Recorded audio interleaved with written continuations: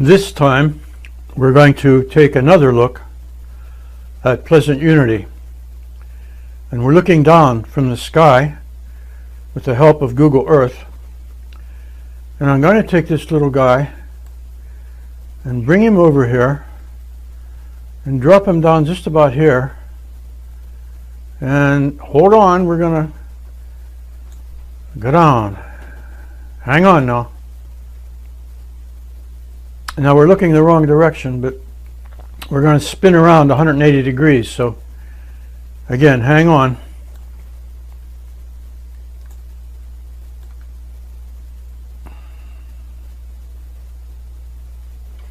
We're looking up the hill.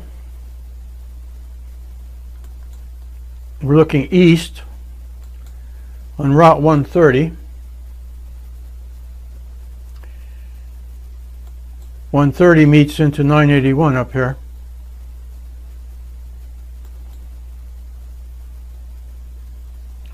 We're coming right into the center of Pleasant Unity. This used to be the very center of town, and more or less still is. Right on our left is an old building that was an old hotel or inn for many years. It's been somewhat adapted and refurbished for more contemporary times. It had a big glass block window put in, and the original front entrance was somewhat disfigured. But as we come up here, we approach Church Street. This is Church Street going across. We're looking down Main Street. Once upon a time, there was a very serious fire here to the south. Buildings up here and going down Church Street were destroyed. 1917 that happened. We're going to go back and take a look at that area that was damaged. We'll see it before and after the fire. As we look down the street, we see what was once the bank in Pleasant Unity. Pleasant Unity is the place. I'm always concerned about confusing it with Mount Pleasant,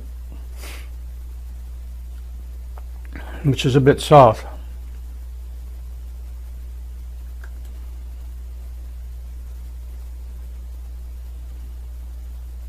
You get a look at different kinds of houses. Some of these houses can be very deceptive. If you go underneath the siding on some of these houses, you'll find a very old house, maybe even a log house.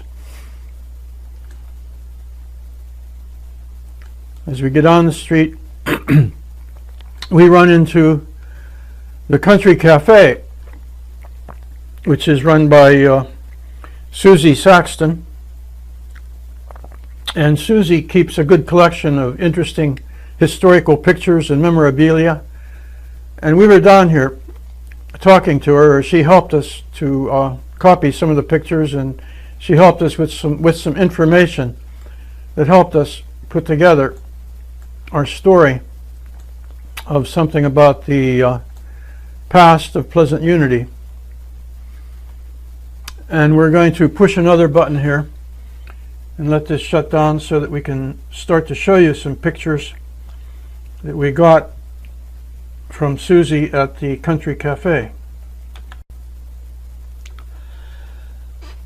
This is one of the photographs that we saw and copied when we were at the Country Cafe. You saw this last time if you saw the previous video on Pleasant Unity. The next thing we see is going to be this. This was the office of the mine shown here. This building is still here. Most of the other structures having to do with the mine, but not all of them, but most of them have been removed. And we are going to move along here. We're going to see that office building. This was the office of the mine, and it also served as the office for a lawn and garden outfit, which also sold mowers. And that's that building right there. And you can see over in here, this is the remains of the slag pile. This was another of the mine buildings. What we were just looking at is over to the left. This down here was called the motor barn. They had a number of electrical engines that they used to haul the coal cars around in the mine and bring it out. And this is where they were kept.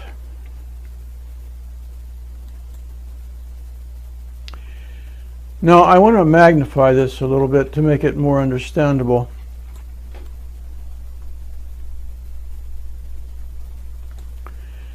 Up here is what we were just looking at. See, this is the railroad coming down in the mine buildings here. This was 981 coming down to 130, and we're going to go over right here to this intersection of Main Street and Church Street. What we're going to be seeing will be the before and after of the very serious fire that happened at Pleasant Unity in 1917. That fire was the occasion that prompted getting a fire department started in Pleasant Unity, because prior to the fire in 1917 there was no fire department. Church Street before the fire. What we're going to look at is this one here, and I cleaned that up and worked on it a little bit, put some color on it. I think color helps everything.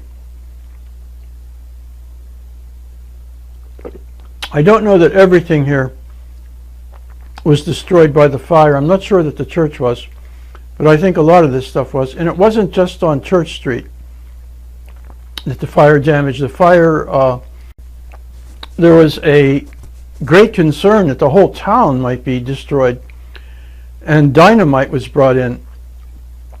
And in the direction that the fire was going, a house was simply dynamited. And that's what really put an end to it. That stopped it from spreading to the rest of the town. I'll show you a few more pictures.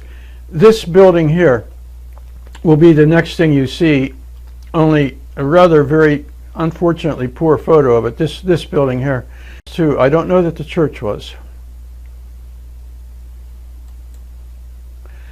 Now this is looking up past that church. This is something of a curiosity. I suspect it was one of the older street lights, perhaps an actual arc light.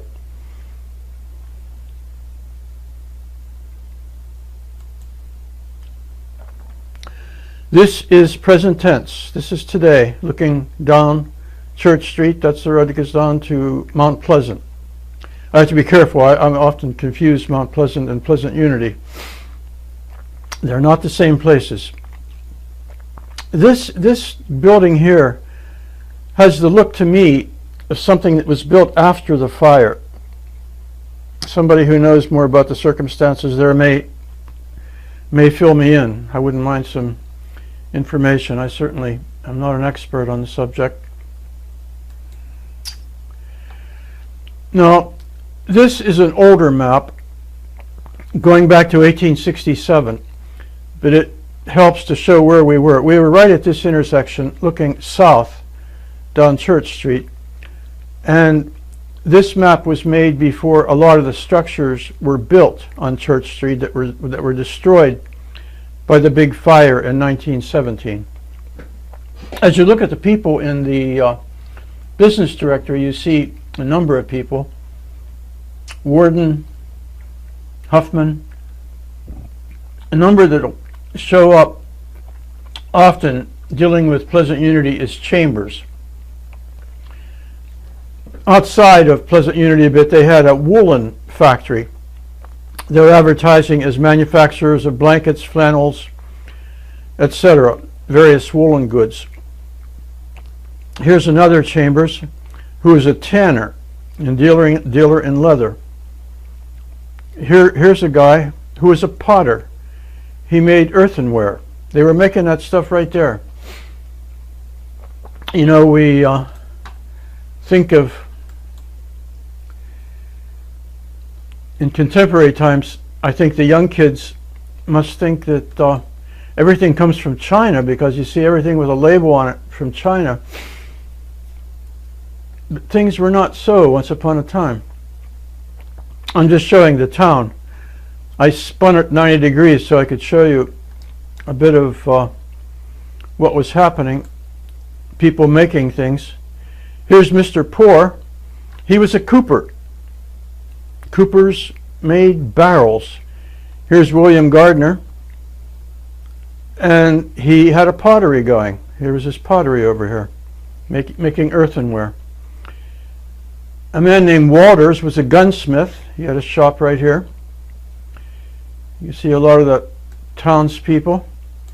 Here's a harness shop, making harnesses for the animals. This fellow had a cabinet shop right here. Here's a tailor over here. And here is the tannery of W.L. Chambers. You can see a lot of J.C. Chambers. Here's W.L. Chambers' house. Chambers people were there. The Chambers family had been there since before 1800. They moved to Pleasant Unity. Actually, it wasn't even Pleasant Unity. It was still called Buzzard's Roost or Buzzard Town at that time. I think we've come to the end of another of our somewhat less than slick and shiny productions, stumbling our way through a maze of digital nonsense to bring you these little stories about the earlier days of the local towns around. And I think that'll be enough for right now. I'll push a button and say so long.